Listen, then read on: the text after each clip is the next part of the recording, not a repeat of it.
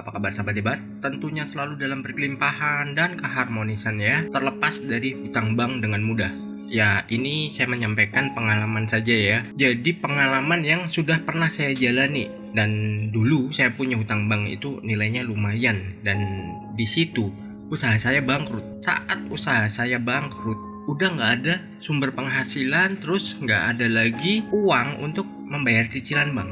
Dan ujung-ujungnya saya dikejar-kejar terus selama beberapa waktu. Ini saya pengen to the point saja ya.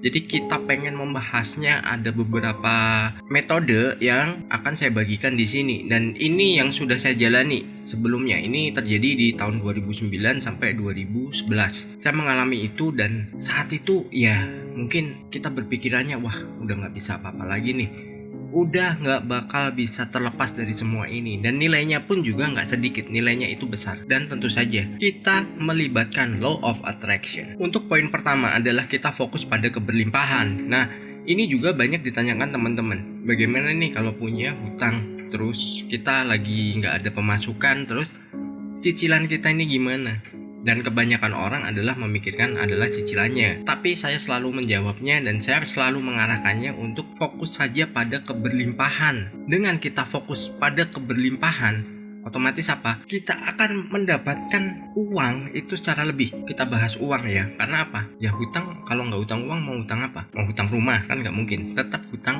uang. Dan ini urusannya sama bank. Kita nggak fokus untuk urusan hutang dengan yang lain, tapi ini juga bisa diterapkan juga. Dan misalkan nih pengen menerapkan untuk hal lain, mungkin pinjaman apa, kredit motor, mobil, rumah, atau apapun, itu bisa. Tapi di sini saya bahasnya dengan judul terlepas dari hutang bank dengan mudah. Dan ini dari pengalaman saya. Ingat ya, ini pengalaman, bukan ini katanya-katanya. Dan ini yang saya lakukan. Saya fokus pada keberlimpahan. Jadi saya hanya fokus kepada sesuatu yang menghasilkan saja. Saya nggak mikirin hutangnya. Dan saya udah cerita tadi, kalau saat itu usaha saya itu bangkrut, saya nggak ada pemasukan apapun. Dan dari situ, waduh, serasa dunia ini kejam sekali, berat sekali. Tapi apa? Saat saya fokus pada keberlimpahan dalam perjalanan, saya sering bertanya, kok kayak gini ya? Kok nggak cepat selesai ya? Mana ini solusinya? Karena apa yang saya dapatkan saat itu sama apa yang menjadi kewajiban saya tiap bulan itu bisa dibilang nggak seimbang, jomplang banget. Karena pendapatan saya terlalu kecil waktu itu. Dan akhirnya apa? Ya sudah, saya jalani saja, saya fokus pada keberlimpahan. Karena ya mau nggak mau, kita nggak mungkin dipukulin orang kan. Kalau misalkan hutang itu kita belum bisa bayar, toh kita juga nggak ada niat untuk lari dari tanggung jawab. Kalau kita dipukulin ya malah tinggal kita lapor polisi aja, selesai. Hutang kita yang bayar orang yang mukulin itu. Kenapa saya fokus pada keberlimpahan? Karena dengan fokus pada keberlimpahan, itu peluang-peluang akan masuk, terus penghasilan kita ini secara nggak kita sadari itu perlahan menanjak. Jangan fokus pada masalahnya. Kalau kita fokus pada tanggung jawab kita yang setiap bulan harus setor ke bank, itu justru kita akan menarik hal yang serupa ya. Pikiran bawah sadar kita ini akan menarik hal yang serupa. Dan bayangin tuh, hutang saya nggak sedikit, banyak. Mungkin kalau saya sampaikan di sini ya teman-teman bisa kaget ya. Dan ini saya selesaikan hanya dalam waktu 2 tahun. Nggak nyampe sih sebenarnya, nggak nyampe 2 tahun semuanya selesai dan saya bisa hidup normal. Lalu poin yang kedua, jangan membayar hutang itu yang jangka panjang dengan hutang jangka pendek. Misal nih, kita punya pinjaman ke bank. Waduh, ini cicilan bulan ini udah telat, bulan kemarin juga udah telat. Gimana caranya? Ya mau nggak mau kadang ada yang ngambil jalan pintas, ambil pinjol, pinjam rentenir. Nah, bahaya. Karena apa? Dengan kita melakukan seperti itu, tanggung jawab kita akan semakin menumpuk, akan semakin berat. Kita punya angsuran jadi 2. Saat kita mendapatkan posisi seperti itu, ya biarkan saja, biarkan terlambat. Toh paling datang kita diomelin ya, orang bank datang maksudnya. Kita diomelin ini gimana? Karena dia kejar target, ya kita tinggal negosiasi aja. Bagaimana caranya, lu bisa kasih solusi nggak? Nah kalau lu bisa ya kasih solusi. Jangan takut, posisi kita sama pihak yang memberikan kita pinjaman itu sama. Terus kalau kita pinjam rentenir, waduh tambah berat lagi.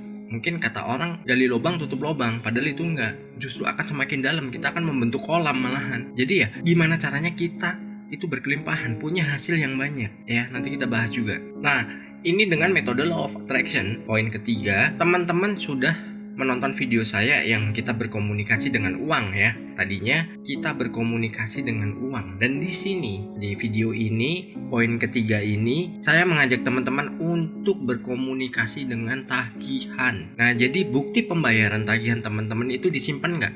Kalau itu disimpan yang sudah dibayar lunas, tulis semua bukti pembayaran itu. Terima kasih sudah lunas. Nah, kalau misalkan belum ada tagihan yang belum terbayar dan itu ada surat tagihannya atau bil tagihannya dari bank, tulis saja. Entah ini dari bank atau leasing nggak masalah ya, sama aja ya. Tulis saja, terima kasih uangnya. Tulis seperti itu. Lakukan dengan sepenuh hati, dengan sungguh-sungguh.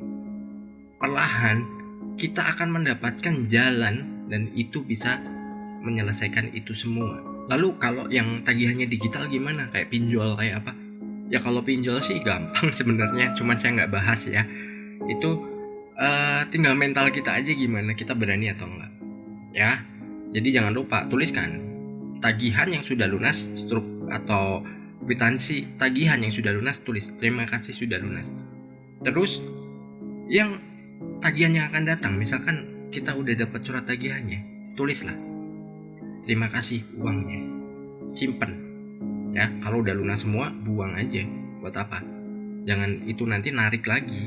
Nah, yang keempat ini mungkin kalau teman-teman misalkan kerja atau usaha, terus masih stuck di situ-situ aja penghasilannya, masih kurang. Itu kita coba cari tambahan-tambahan. Jadi kita cari penghasilan lain, entah dari apapun itu. Mungkin kita freelance ya, kerja paruh waktu, atau mungkin kita menciptakan sesuatu. Dalam artian menciptakan bukan harus yang pertama. Mungkin kalau kita pengen jualan kuliner, kembangkan itu. Terus kita nggak perlu buka usaha dengan rumah makan kalau misalkan yang mau kuliner.